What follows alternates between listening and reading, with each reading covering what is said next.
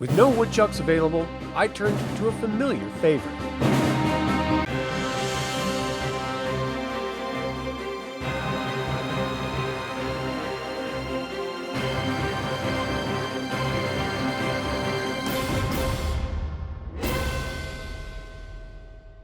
Today I'm making Tika's stewed woodchuck from Tika's cookbook in Leaves from the Inn of the Last Home. If you've made this recipe, share your thoughts in the comments below. This recipe asks for 15 to 20 pounds of woodchuck. I'm in a household of 3 people, and that is way too much food, so I halved it.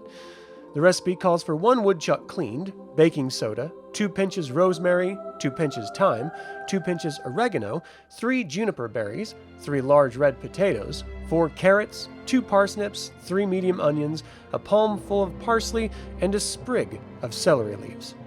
After cutting down on the ingredients, as I'm only using 6 pounds of pork ribs, I skipped the first portion of this recipe, which was to cook the woodchuck with baking soda to remove the fat. I seasoned the ribs on the top and bottom, rubbing in the salt and pepper, then filled the Dutch oven with a few glasses of water so the meat wasn't quite fully submerged. Then I added all of the seasonings, replacing juniper berries once again with gin, and set the heat on low for 2 hours. Also, less time than suggested as the amount of meat is half.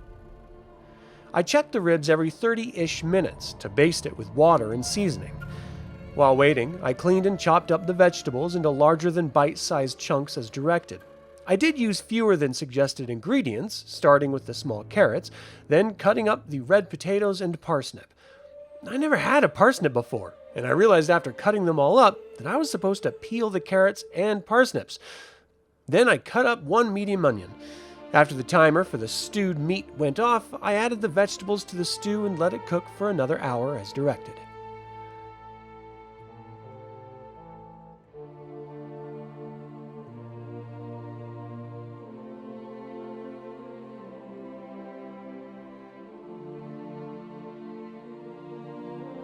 After an hour, I removed the ribs and removed the meat from the bones. My dogs will enjoy these bones much more than my family will.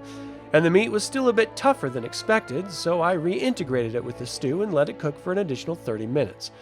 What I ended up with was a strange meat choice stew. I should have just gone traditional with roast meat or the like. I served it with some pepper jack cheese and medium cheddar as directed and enjoyed it. I imagine woodchuck being even more tender, but I have no basis of comparison, having never eaten woodchuck before. This is a liquidy, delicious stew, though if I'm honest, not as good as past stews from this recipe book. I will probably never make this recipe again. Thank you for tuning in to this DragonLance recipe episode. This has been Adam with DragonLance Saga, and until next time, Slàinte mhath!